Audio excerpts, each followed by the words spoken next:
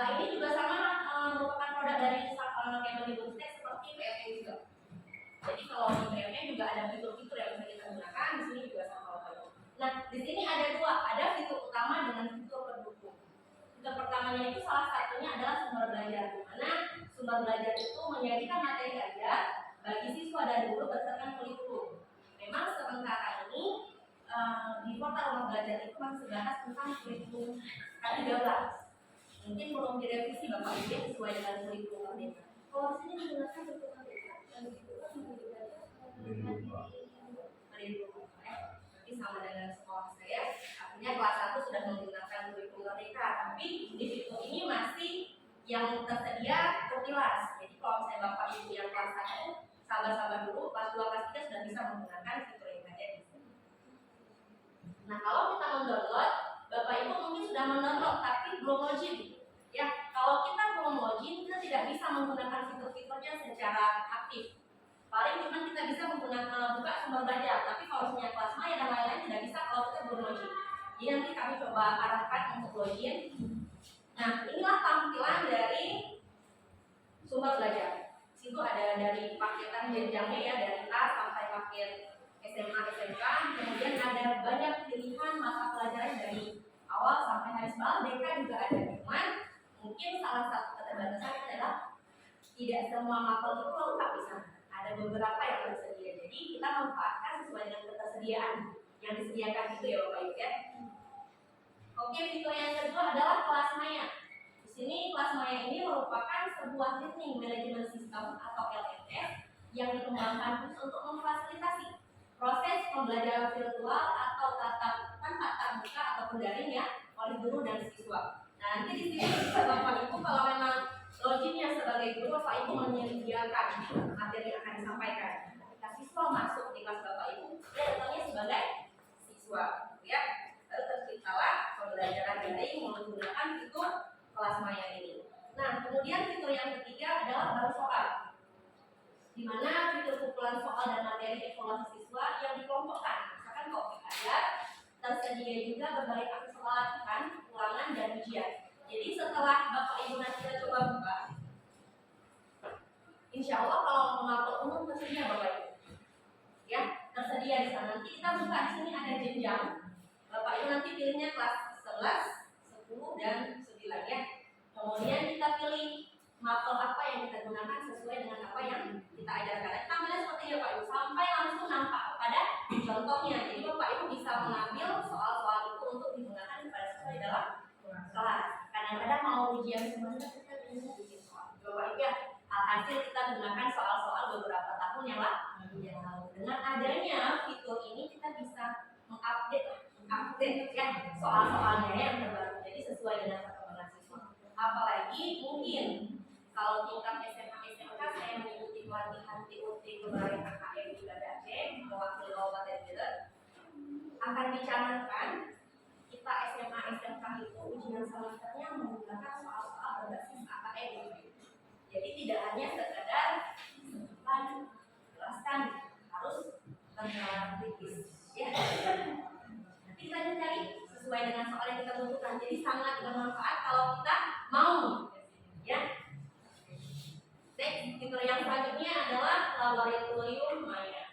Nah, di sini merupakan fitur simulasi praktikum laboratorium yang ada disajikan secara interaktif dan menarik, dikemas bersama lembaga kerja siswa dan teori praktikum. Jadi kalau misalnya sudah ada kalau misalnya laboratorium untuk IPA, biologi, nah jadi kita bisa manfaatkan ini Bapak Ibu. Karena sekolah kita belum memiliki laboratorium IPA, kimia, fisika, biologi, jadi kita bisa pakai. Bagaimana tampilannya?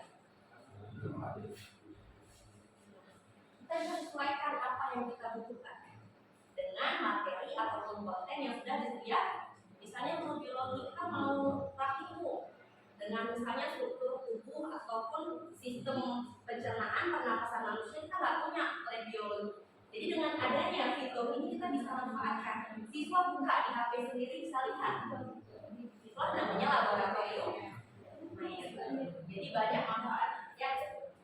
Kemudian ini tadi saya sampaikan ada dua ya, ada fitur utama, fitur pendukung. Yang berikut ini adalah fitur pendukung punya ada peta budaya, di mana peta budaya ini merupakan dokumentasi dari keunikan budaya Nusantara yang beragam. Baik peserta didik maupun tenaga pendidik dapat mengakses peta budaya ini. Contohnya Bapak Ibu, kalau misalnya sekedar penyampaian nggak ada contoh kita gini. Nah, saya ngambil contohnya itu Aceh karena kita di Aceh. Kalau misalnya guru sejarah Indonesia Bapak Ibu di kelas 1 adakah menyampaikan tentang sejarah Aceh di kurikulumnya? Ada guru sejarah Bapak Ibu? Ada guru sejarah? Ya, Bapak Ibu, Ibu bisa menggunakan fitur ini dalam pembelajaran disesuaikan dengan capaian pembelajaran UJP-nya ya. Kalau di kelas 1, kalau di kelas 2, kelas 3 sesuaikan dengan tujuan pembelajaran. Apanya itu KD ya? Sesuaikan dengan KD-nya. Banyak Bapak Ibu, ini saya hanya mencontoh sebagian saja. Sebagai contohnya, mungkin kita sendiri orang Aceh, saya ya, karena saya di Takengon, mungkin saya nggak ngerti tentang Rencong Aceh ini bagaimana sejarahnya. Karena kebanyakan Rencong Aceh di daerah sini, kalau ada lain nggak pakai itu dalam baju Aceh nggak ada. Jadi mungkin kita sendiri pun kurang paham, tapi dengan adanya fitur ini kita bisa belajar bersama dengan siswa dan lebih interaktif. Jadi siswa nggak cuma hanya sekedar mendengar gurunya jawab aja di depan. Gurunya asik sendiri, siswa pun asik sendiri gitu ya. Jadi dengan adanya fitur ini kita manfaatkan untuk pembelajaran di kelas. Di sini siswanya bisa menggunakan ya, saya berarti salah satu alternatifnya adalah Bapak Ibu. Atau kalau tidak, Ibu boleh ambil contoh materinya saja. Disampaikan bagaimana cara Bapak Ibu menyampaikan dengan siswa, apakah menggunakan media yang lain gitu ya. Siswa nggak bisa pakai HP. Ya. Intinya kita punya sumber materi Bapak Ibu. Sepengetahuan saya pernah sharing dengan guru-guru yang lain. Mereka mau berinovasi, tetapi sulit mendapatkan sumber belajarnya, sumber materinya. Tapi dengan adanya ini, kita bisa ambil dari sini. Jadi nggak bingung lagi, ambil dari gua satu-satu. Sama ya Pak, cari copy paste dalam bawah, nggak perlu lagi. Dengan ada ini tinggal bawa, selesai. Ya, intinya hanya satu, kalau ada kemauan. Ya, kemudian next itu berikutnya Bapak dan Ibu, yaitu buku sekolah elektronik. Seperti saya sampaikan di awal tadi, yang masih disediakan oleh Kemendikbud adalah kurikulum K13.